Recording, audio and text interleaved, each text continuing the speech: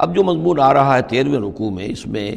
Categorize کیا جا رہا ہے کہ اہل ایمان جو تھے اس وقت، یا یوں سمجھیے کہ جو مسلمان تھے، ان میں کیا حفظ مراتب کا معاملہ کیا تھا۔ ظاہر بات ہے کہ تمام اہل ایمان ایک درجے کے تو نہیں تھے۔ خدا پنج انگشت یکساں نہ کرد، نہ ہر زن زنستو، نہ ہر مرد مرد، نہ تمام مومن ایک جیسے تھے، نہ تمام منافق ایک جیسے تھے، نہ تمام کمزور لوگ ایک جیسے تھے۔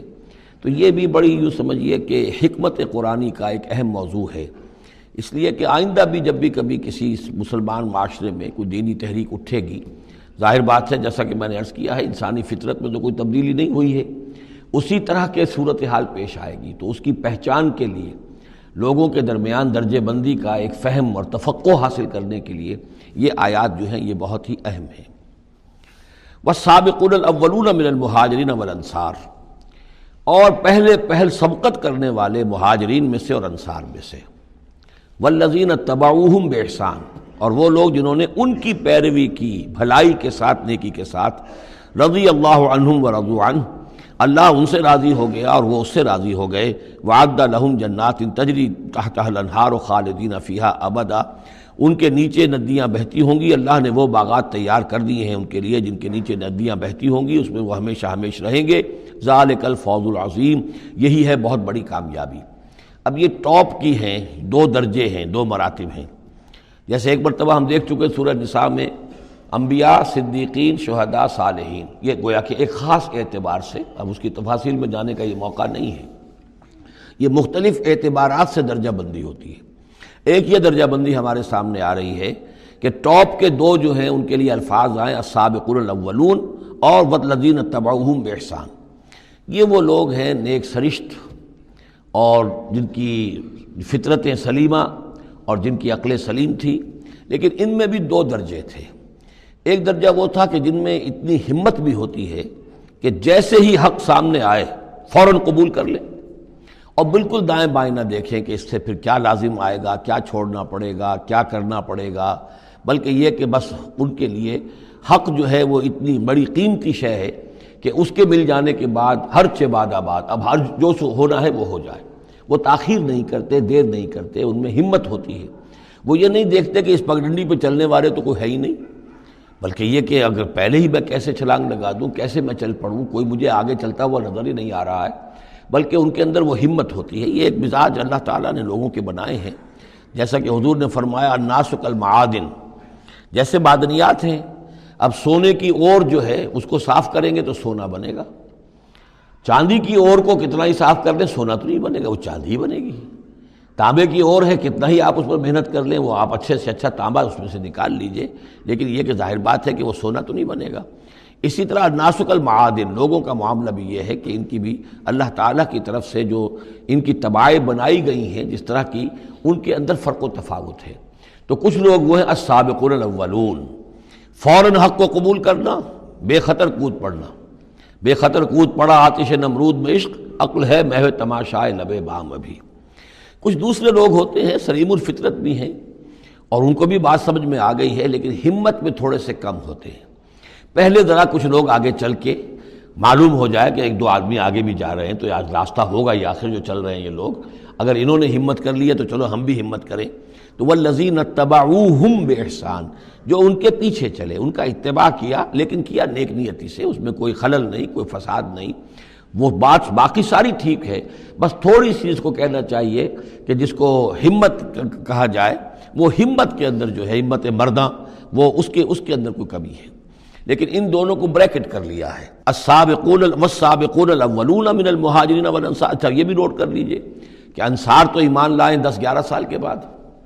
اب ظاہر بات ہے کہ متبعین بإحسان جو مہاجرین کے ہیں وہ زمانی اعتبار سے انصار سے پہلے ایمان لائے ہیں، لیکن مزاج کا معاملہ ہوتا ہے۔ انصار میں سے بھی بعض وہ تھے فوری طور پر انہوں نے قبول کیا اور اسی طرح کیا، یکسو ہو گئے، ہر چہ بعد آباد کشتی درآب انداختے۔ تو یہ مزاج کی بات ہے، اس کا زمانے سے تعلق نہیں ہے، یہ مزاج کی بات ہے۔ کسی بھی وقت اور آئندہ بھی ہمیشہ ایسا رہے گا، کچھ لوگ ایسے ہوں گے کہ جو حق کو قبول کرتے ہیں اور پھر قطعاً نہیں پرواہ کرتے، دائیں بائیں نہیں دیکھتے، کوئی آ رہا ہے یا نہیں آ رہا، کوئی ساتھ دے رہا ہے یا نہیں دے رہا ہے، کچھ نہیں، کوئی خطرات ہیں، کوئی مشکلات ہیں، کوئی مصائب آئیں گے، ہر چہ بعد آباد۔ کچھ لوگ ہیں جو ذرا دائیں بائیں دیکھ کر تھوڑا سا چلتے ہیں، ان کی ہمت جو ہے اتنی نہیں ہوتی۔ والسابقون الاولون من المہاجرین والانصار والذین اتبعوہم باحسان رضی اللہ عنہم ورضوا عنہ وعد لہم جنات تجری تحت الانہار خالدین فیہا ابدا ذلک الفوز العظیم وممن حولکم من الاعراب منافقون۔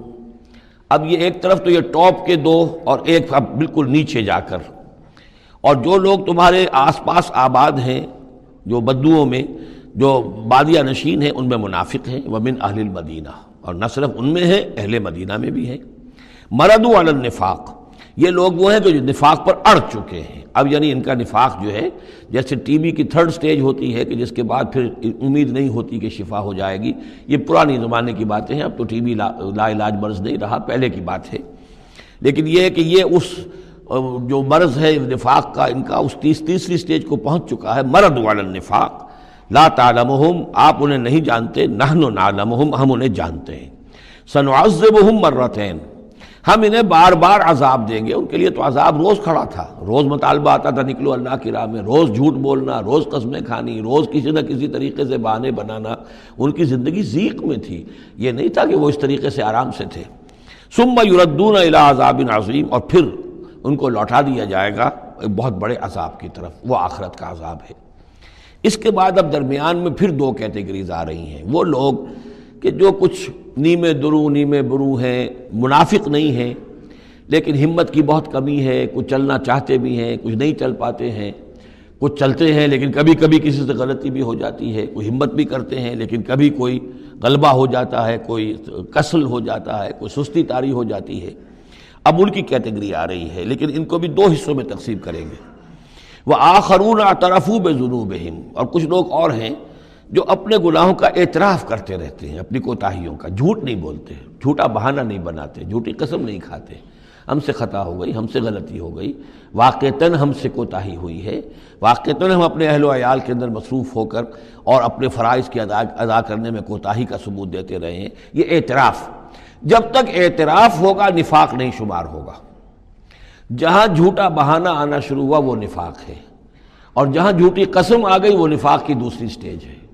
اور اس کے بعد تیسری سٹیج یہ ہوتی ہے کہ اہل ایمان سے انہیں ضد ہو جاتی ہے، قد ہو جاتی ہے، دشمنی ہو جاتی ہے کہ یہ بے وقوف لوگ جو ہیں ان کی وجہ سے ہم پریشان ہو رہے ہیں، اگر یہ بھی ہماری طرح بیٹھ رہے تو ہمیں بھی کوئی پوچھے نہیں اور کوئی ہمارے اوپر بھی کوئی عتاب نہ آئے۔ یہ چونکہ فوراً وہ تو جیسے ہی آواز آئی اور یہ چل پڑتے ہیں، لہذا بجائے اس کے کہ ان کے بارے میں اچھے احساسات و جذبات ہوں کہ چلیے اللہ ان کو توفیق دے رہا ہے، بلکہ ان سے ایک دشمنی اور ایک ان کے دلوں کے اندر عداوت پیدا ہو جاتی ہے، وہ ہے نفاق۔ یہ اور کیٹیگری ہے کہ جو نفاق سب سے نیچے کر لیجئے، اور سب سے اوپر وہ دو ہیں، والسابقون الاولون من المہاجرین والانصار والذین اتبعوہم باحسان۔ اب ان کے درمیان میں یہ دو سٹیجز ہیں۔ وآخرون اعترفوا بذنوبہم، اور کچھ لوگ اور ہیں جنہوں نے اپنی کوتاہیوں کا، اپنی تقصیر کا اعتراف کیا۔ خلطوا عملا صالحا وآخر سیئا، انہوں نے کچھ گڈمٹ کیا ہوا ہے، نیک کام بھی کرتے ہیں، اثار بھی کرتے ہیں، انفاق بھی کرتے ہیں، لیکن یہ کہ کبھی کوئی غلط کام بھی کر بیٹھتے ہیں، کوئی بری حرکت بھی سرزد ہو جاتی ہے۔ عسى اللہ ان یتوب علیہم، اللہ تعالیٰ امید دلاتا ہے کہ اللہ تعالیٰ ان کی توبہ کو قبول فرمائے گا اور ان کی توبہ جو ہے ان کو توبہ کی توفیق دے گا۔ ان اللہ غفور الرحیم، یقیناً اللہ تعالیٰ غفور اور رحیم ہے۔ اس میں شان نزول کے اعتبار سے ایک روایت بھی ہے، حضرت ابو لبابہ تھے رضی اللہ تعالیٰ عنہ اور ان کے کچھ ساتھی تھے، ان سے غزوہ تبوک کے موقع پر یہ کوتاہی ہو گئی کہ کسل کی وجہ سے اور مال اور دنیا میں اپنے مصروفیات اور مشاغل کی وجہ سے نہیں جا سکے، لیکن یہ ہے کہ ان کو شدید فوراً ہی احساس ہو گیا کہ ان سے تو بہت بڑی غلطی ہوئی ہے، بڑی خطا ہو گئی ہے، بڑی کوتاہی ہوئی ہے، اور اس احساس کی وجہ سے اس درجے ان کو اندر جو ہے ندامت کے جذبات پیدا ہوئے کہ انہوں نے اپنے آپ کو مسجد نبوی کے ستونوں سے باندھ لیا کہ اب حضور ہی آئیں گے اور اگر اعلان فرمائیں گے کہ ہماری توبہ قبول کر لی ہے اللہ تعالیٰ نے اور اپنے دست مبارک سے ہمیں کھولیں گے، تب ہم یہاں سے آزاد ہوں گے، ورنہ ہم یہیں پر اپنی جانیں دے دیں گے، اپنے آپ کو باندھے رکھیں گے ان ستونوں کے ساتھ۔ پھر حضور واپس تشریف لائے ہیں اور یہ آیات جب نازل ہوئیں، عسى اللہ ان یتوب علیہم، اللہ تعالیٰ ان قریب، یا اللہ توقع ہے اللہ ان کی توبہ قبول فرمائے گا، تب حضور نے آ کر انہیں کھولا اور انہیں یہ خوشخبری دی کہ ان کی توبہ جو ہے اللہ نے قبول کر لی ہے۔ یہ وہی بات ہے جو سورہ نساء میں بھی ہم پڑھ چکے ہیں، ثم یتوبون من قریب، وہ لوگ انما التوبۃ علی اللہ للذین یعملون السوء بجہالۃ ثم یتوبون من قریب، فوری طور پر جو ہے انسان کے اندر وہ ایمانی جذبات جو ہیں دوبارہ عود کر آئیں اور وہ فوراً توبہ کرے، تو ایسی توبہ کا قبول کرنا جو ہے اللہ تعالیٰ نے گویا کہ اپنے ذمے واجب ٹھہرایا ہوا ہے۔ البتہ یہ کہ پھر ان کے بارے میں خاص طور پر یہ حکم ہوا خذ من اموالہم صدقۃ، روایت میں تو یہ آتا ہے کہ وہ خود بھی لے کر آئے تھے مال کہ یہ اللہ تعالیٰ کے جو ہماری توبہ قبول کی ہے تو ہم یہ اس کے شکرانے کے طور پر اللہ کی راہ میں یہ مال پیش کرتے ہیں اپنا، لیکن یہ کہ یہ قاعدہ کلیہ بھی ہے کہ خذ من اموالہم صدقۃ، جہاں تک منافقین کا معاملہ تھا روک دیا گیا، ان کے اب آپ صدقات قبول نہ کیجئے، اب ان کے نفقات اللہ کے ہاں قبول نہیں ہوں گے، لیکن یہ چونکہ ضعفاء ہیں، یہ کمزور ہیں، یہ منافق نہیں ہیں مخلص، کمزور مخلص ہیں، لہذا ان کے لیے کہ ان کے اموال میں سے صدقہ آپ قبول فرما لیجئے، خذ من اموالہم صدقۃ تطہرہم وتزکیہم بہا، اس طرح ان کے مال سے صدقہ قبول کرنے کا نتیجہ یہ نکلے گا کہ آپ ان کو پاک کریں گے اور تزکیہ کریں گے ان کا اس صدقے کے ذریعے سے، وصلی علیہم، ان کے لیے دعائیں کیجئے، ان صلاتک سکن لہم، یقیناً نبی آپ کی دعا جو ہے ان کے حق میں وہ بہت ہی سکون بخش ہے کہ انہیں یہ خیال ہو کہ ہم سے جو خطا ہوئی تھی ہم نے بھی استغفار کیا، توبہ کی ہے، اور اللہ کے رسول بھی ہمارے لیے دعا کر رہے ہیں، واللہ سمیع علیم، اور اللہ سب کچھ سننے والا اور جاننے والا ہے۔ الم یعلموا ان اللہ هو يقبل التوبۃ عن عبادہ، کیا وہ نہیں جانتے کہ اللہ تعالیٰ اپنے بندوں کی توبہ قبول فرماتا ہے، ویاخذ الصدقات، اللہ تعالیٰ بندوں کے صدقات قبول کرتا ہے، یعنی اللہ کا احسان ہے۔ صدقہ وہ شے ہے، خیرات وہ شے ہے حضور نے اپنے اوپر حرام کی، اپنی اولاد پر حرام کی ہے، اللہ تعالیٰ کی وہ شان ہے، وہ الغنی ہے، لیکن وہ کہتا میں تو قبول کرتا ہوں، میرے دین کے لیے تم خرچ کرتے ہو، میرے لیے میری رضا جوئی کے لیے خرچ کرتے ہو، تو میں تو تمہارے صدقات کو قبول کرتا ہوں۔ فرمایا کہ الم یعلموا ان اللہ هو يقبل التوبۃ عن عبادہ ویاخذ الصدقات، وہ صدقات قبول فرما لیتا ہے، وان اللہ هو التواب الرحیم، اور وہ تو بہت ہی توبہ کا قبول فرمانے والا اور بہت رحم فرمانے والا ہے۔ وقل اعملوا، لیکن ساتھ ہی آپ ان کو وہی جو کمزور لوگ تھے کہہ دیجئے، یہ بھی کہہ دیجئے اعملوا، اب دیکھو عمل کرو، اب محنت کرو، اثر نو کمر کسو، پہلے سے بڑھ کر اب سرفروشی اور جاں فشانی ہونی چاہیے۔ فَسَيَرَى اللَّهُ عَمَلَكُمْ وَرَسُولُهُ، تو آئندہ اللہ بھی اور اس کے رسول بھی تمہارے عمل کو دیکھیں گے،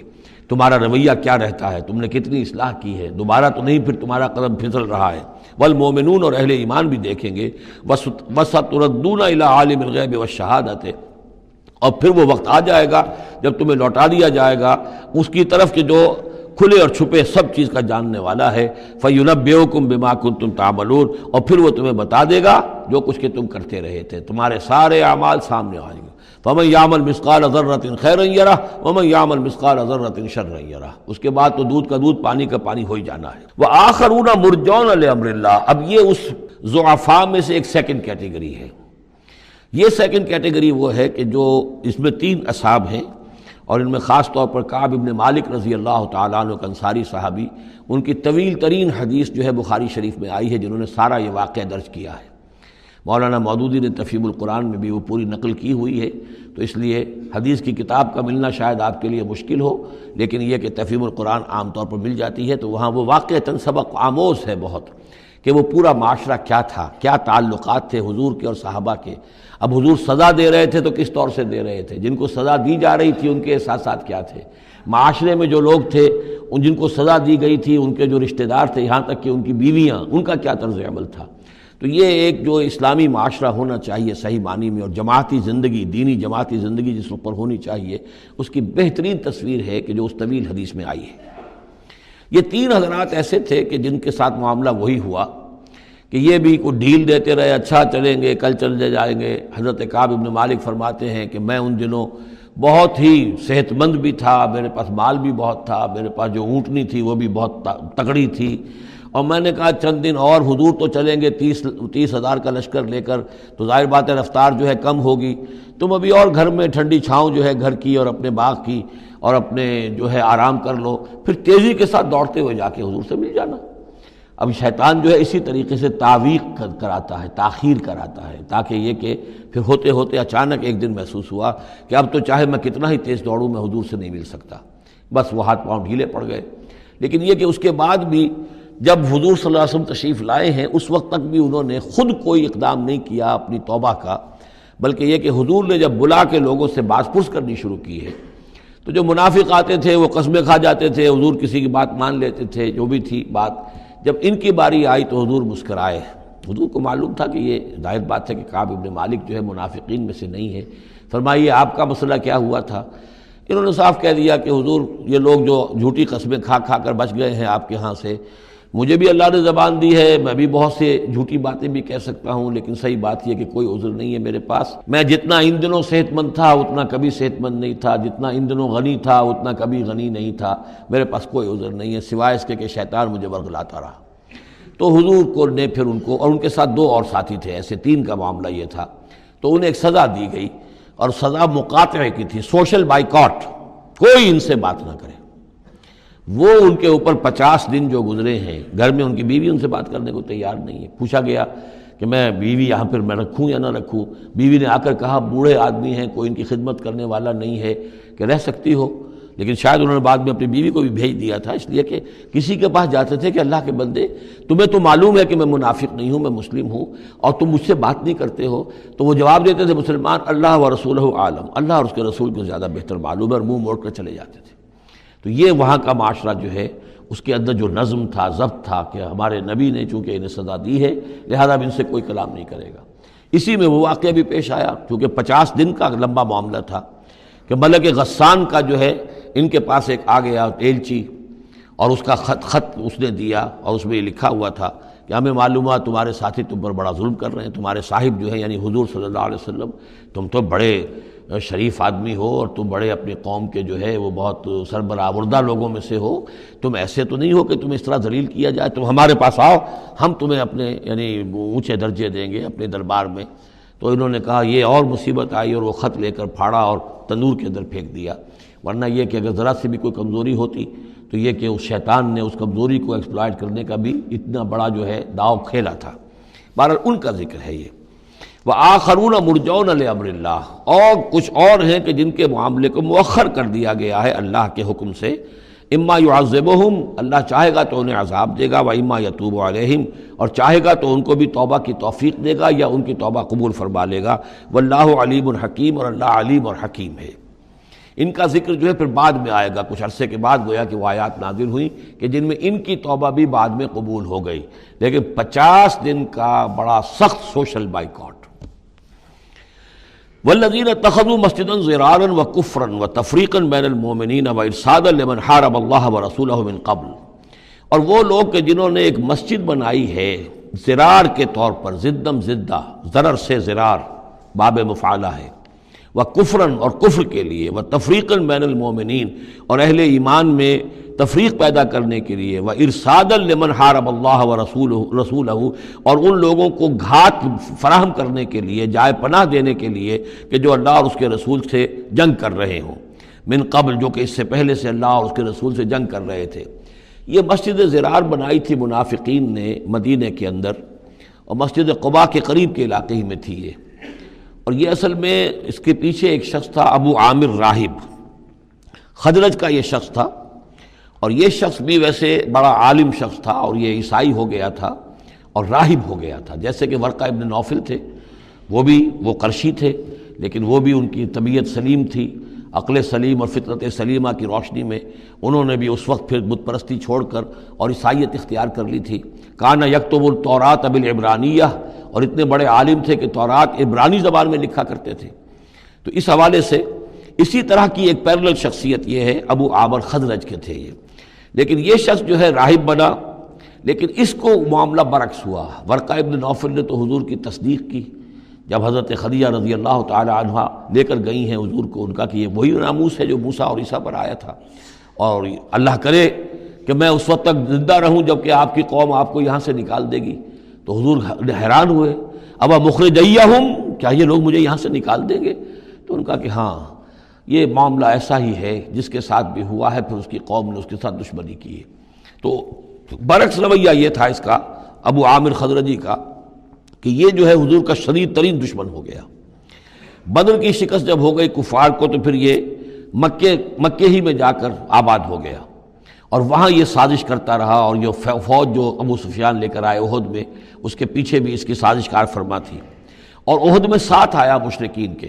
اور وہاں آ کر اس نے مسلمانوں کے جب لشکر آمنے سامنے ہوئے تھے دامن احد میں، تو اس نے باہر نکل کر تقریر کی تھی انصار مدینہ پر، جو بھی اثرات اس کے تھے، قدیم کے نیک آدمی تھا، عالم آدمی تھا، زاہد آدمی تھا، راہب تھا، تو اس حوالے سے اس نے چاہا تھا کہ انصار کو برگشتہ کریں محمد رسول اللہ صلی اللہ علیہ وسلم سے کہ وہ علیحدہ ہو جائیں، لیکن اس کی کوئی چال چلی نہیں تھی، کامیاب نہیں ہو پائی تھی۔ پھر یہ کہ اس کے بعد جب حنین کی بھی جنگ ہو چکی، اور پھر تھک ہار کر جب اسے معلوم ہوا جزیرہ نماء عرب میں تو میرے لیے کوئی جگہ نہیں ہے، تو پھر وہ شام چلا گیا تھا۔ شام میں مقیم رہ کر اس کا سلسلہ جنبانی جاری تھا مدینے کے منافقین کے ساتھ، اور وہاں سے اس نے انہیں حکم دیا کہ ایک مسجد بناؤ، ہو ذرا مدینے سے باہر، تاکہ جو بھی ہمارے سازشی عناصر ہیں وہ وہاں جمع ہو سکیں۔ یہ آپ کہیں گے مسجد ہے، یہ تو ہم مسجد میں نماز پڑھنے کے لیے جمع ہوتے ہیں، اور چونکہ مدینے سے ذرا باہر ہوگی لہذا اس کی خبریں بھی عام طور پر لوگوں کو نہیں ملیں گی، باہر سے کوئی پیغام مجھے بھیجنا ہوگا میں وہاں پہنچا دوں گا، تو نام اس کا مسجد رکھا گیا، اصل میں وہ فتنے کا ایک مرکز تھا جو تعبیر کیا گیا۔ تو والذین اتخذوا مسجدا ضرارا وکفرا وتفریقا بین المؤمنین وارصادا لمن حارب اللہ ورسولہ، یہ تھے مقاصد اس مسجد کی تعمیر کے، مسجد نما عمارت جو انہوں نے بنائی تھی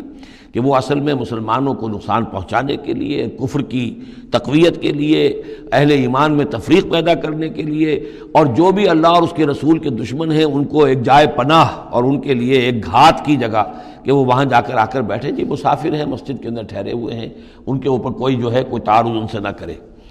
وَلَيَحْلِفُنَّ إِنْ أَرَدْنَا إِلَّا الْحُسْنَى، اور ان قریب وہ قسمیں کھا کھا کر کہیں گے کہ نہیں نہیں حضور، ہماری کوئی بری نیت نہیں تھی، کوئی ارادہ نہیں تھا، بلکہ یہ کہ ہم نے تو نیکی کا ارادہ کیا تھا۔ اصل میں دوسری مسجد ہم سے دور پڑتی تھی، کچھ جماعت میں ہماری کچھ نمازیں رہ جاتی تھی جماعت سے، ہم نے کہا کہ ہم ایک مسجد اور بنا لیں تاکہ ہماری تمام جو نمازیں ہیں باجماعت ادا ہو جائیں۔ واللہ یشہد انہم لکاذبون، اللہ گواہی دیتا ہے کہ یہ جھوٹے ہیں۔ لا تقم فیہ، انہوں نے آ کے حضور سے درخواست کی، ایک دفعہ حضور آپ تشریف لے چلیے، آپ کے آنے سے وہاں بڑی برکت ہو جائے گی، تو آپ مسجد جو ہے ہماری اس کو بھی یہ سعادت نصیب ہو جائے کہ آپ قدم رنجاں فرمائے وہاں، لیکن اللہ تعالیٰ نے بروقت روک دیا۔ لا تقم فیہ ابدا، اے نبی آپ اس مسجد میں کبھی کھڑے نہ ہوں۔ لمسجد اسس علی التقوی من اول یوم، یقیناً وہ مسجد جو پہلے دن ہی سے تقوی پر تعمیر کی گئی، مسجد قباء قریب ہی تھی، اور یہ وہ مسجد ہے کہ جو سب سے پہلے تعمیر ہوئی ہے، اور اس کی بنیاد تقوی پر تھی۔ حضور جب ہجرت کا سفر اختیار کر کے آئے تھے، مدینے پہنچے تو وہاں پہلا پڑاؤ تھا، مدینے سے 3 میل باہر، اس پڑاؤ کی جگہ پر یہ وہ مسجد قباء ہے۔ تو مسجد اسس علی التقوی من اول یوم، پہلے دن سے جو مسجد جو ہے تقوی پر جس کی بنیاد رکھی گئی، احق ان تقوم فیہ، وہ زیادہ حقدار ہے، مستحق ہے اس کی کہ آپ اس میں کھڑے ہوں، اس میں نماز پڑھیں۔ فیہ رجال یحبون ان یتطہروا، اس میں وہ لوگ ہیں کہ جن کو بڑی پسند ہے یہ بات کہ وہ بہت پاک رہیں، بہت پاک رہیں۔ واللہ یحب المطہرین، اور اللہ تعالیٰ کو ایسے لوگ بہت پسند ہیں کہ جو بہت زیادہ پاکی کو پسند کرتے ہوں۔ ان سے پوچھا گیا پھر مسجد قباء والے مسلمانوں سے کہ آپ لوگوں کی وہ کون سا وصف ہے آپ کا جس کی وجہ سے اللہ تعالیٰ نے اتنی مدح فرمائی ہے